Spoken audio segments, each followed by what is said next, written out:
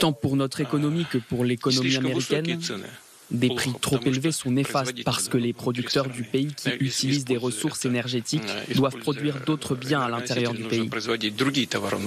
Des prix trop bas sont également très néfastes car ils compromettent les possibilités d'investissement des entreprises du secteur de l'énergie.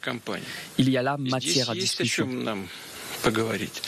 Sylvie Bermann, le président Vladimir Poutine dit diplomatiquement il y a là matière à discussion. Oui, tout à fait. Il est très diplomatique et très raisonnable. En fait, il a un ton complètement neutre sur le sujet. Il faut se souvenir que Joe Biden avait essayé d'obtenir aussi une augmentation de la production de pétrole auprès de MBS. Il s'était même rendu à Canossa, puisqu'il l'avait traité de paria. Et ça n'avait pas marché. Il ne verrait jamais, et ça n'a pas marché. C'est ça. Et qu'en plus, la Russie est maintenant membre de l'OPEP+, et peut faire barrage. Mais là, effectivement, Vladimir Poutine se montre raisonnable. Il a aussi dit autre chose, c'est que la guerre n'avait rien à voir avec le prix du pétrole. Donc là, il mouche Donald Trump, puisque Donald Trump fait une corrélation évidente entre la fin de la guerre et le prix du pétrole. Donc, oui, mais en même temps, il dit un prix trop élevé, c'est pas bon, un prix trop bas, c'est pas bon non plus. À l'époque où moi j'étais en Russie, il suffisait que le prix du pétrole soit de $42 pour que, en fait, tout soit mis dans les réserves russes. Ouais. Donc aujourd'hui, où le prix a été établi à $60, je ne suis pas sûre que ça leur pose autant de problèmes. Et encore une fois, il y a eu des prix plus élevés. Justement, en l'état actuel des choses, général, le prix du baril russe est à peu près $70 le baril. Le but, ce serait de le réduire à $40. En l'état, en effet, pour que le budget de la Russie en 2025 soit bouclé, il faut que le prix reste aux alentours de $70. Donc si on le réduit à 40, le manque à gagner pour la Russie, est-ce qu'il est vraiment si important que cela, et est-ce que vraiment ça peut avoir un impact sur la guerre, sur l'effort de guerre? S'il descend à 40, oui, là je pense que ça aura un impact sur la guerre. Vous vous rendez compte, c'est 40% du prix du pétrole. Donc là je pense, mais moi je n'y crois pas véritablement dans un avenir très proche. Ah, pourquoi? Parce qu'on voit bien qu'ils ont encore des capacités d'exportation qui sont importantes. Les Ukrainiens ont réussi à brider à peu près leur production on dit d'entre 15 et 20%, hein, c'est à peu près les chiffres qu'on nous sort aujourd'hui, mais il leur reste encore une grosse capacité d'exportation, notamment par l'Inde, par la Chine, et on n'a pas vu jusqu'à présent les revenus du pétrole, les revenus russes s'écrouler. Donc je crois qu'on a encore des gros progrès pour les forcer. Alors si ça arrivait à $40, oui, là forcément il y aurait... Ça veut dire que cette idée de Trump, elle n'est pas forcément... Mais non, l'idée est bonne. Oui. L'idée est bonne, mais est-ce qu'on arrivera à réduire d'autant, comme dit Sylvie Bermann, si on a 70 et que ça passe à 65, ça fera aucun effet. Ouais. Voilà. Maintenant, si le prix du pétrole est réduit de 30 ou 40%, là forcément, ils vont déguster. Mais ce qu'on a vu en 2024 n'est pas ça. Je veux dire, on a vu plutôt des revenus du pétrole assez confortables qui leur ont permis de garder une bonne croissance, d'avoir des revenus pour financer la guerre. Oui. Voilà. Donc il faut rester raison gardée. C'est un instrument, ça n'est vraisemblablement pas le seul qu'il faut mettre en branle pour pouvoir venir à bout de Vladimir Poutine.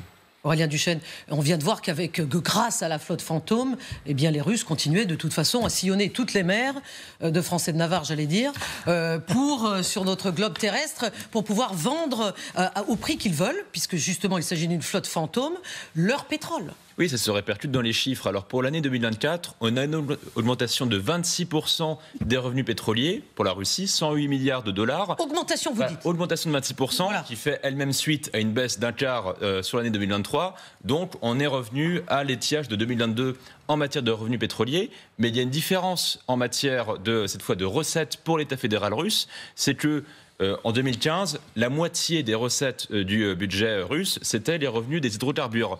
Désormais, c'est plutôt un tiers.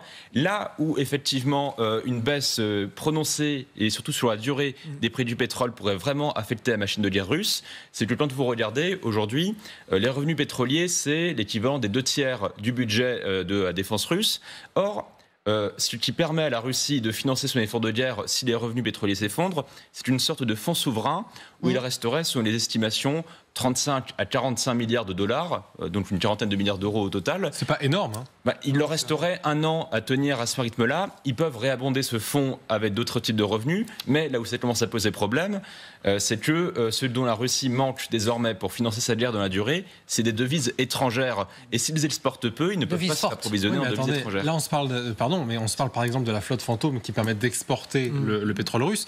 Mais en vérité, le pétrole russe, il sera plus exportable si celui du monde entier est moins cher. On se tournera plutôt vers celui-là. C'est ça aussi le principe de la baisse des prix. Pour le coup, contrairement au général Richoux, je pense que Donald Trump a mis le doigt sur quelque chose qui fait très très mal à Vladimir Poutine, ce qui explique en partie ce ton quand même très conciliant. Et ce qui explique que Vladimir Poutine sort de sa réserve pour parler, absolument. Oui.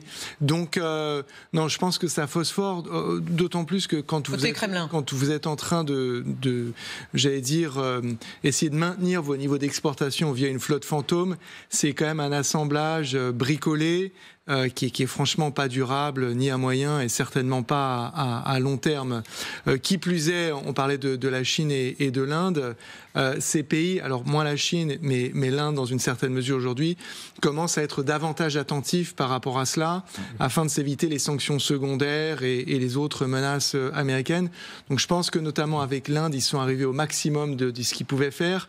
Donc il y a un souci économique en Russie, c'est absolument indéniable. Aurélien a très bien expliqué l'ultra-dépendance à l'industrie des énergies fossiles. Ce que les Ukrainiens ont réussi à handicaper, c'est pas vraiment la capacité d'exportation, ça c'était le rôle des sanctions, c'est la capacité de raffinage.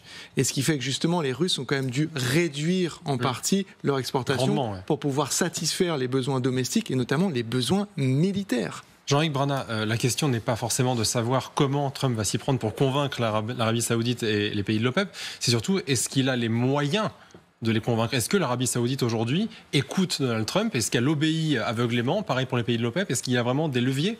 Qu'elle obéisse aveuglément? Non, certainement pas. Je crois qu'aucun pays n'obéit aveuglément à Donald Trump. En réalité, il y a des intérêts. Et c'est vrai que les intérêts qui semblent convergents de se rapprocher de Donald Trump, parce qu'il a des capacités coercitives qui sont multiples. Gary Fenwick vient de le dire, il y a également les sanctions. Les sanctions vont également tomber assez rapidement de la part du Congrès. Pour l'instant, il s'occupe d'autre chose, le Congrès, mais très rapidement, il va en arriver aux sanctions. En tout cas, Donald Trump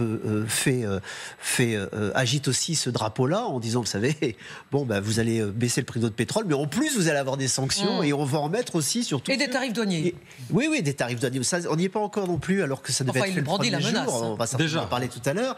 Mais il y a aussi les négociations que Donald Trump est en train de mener, en particulier avec la Chine, et ça va rentrer dans le volet des négociations, c'est évident.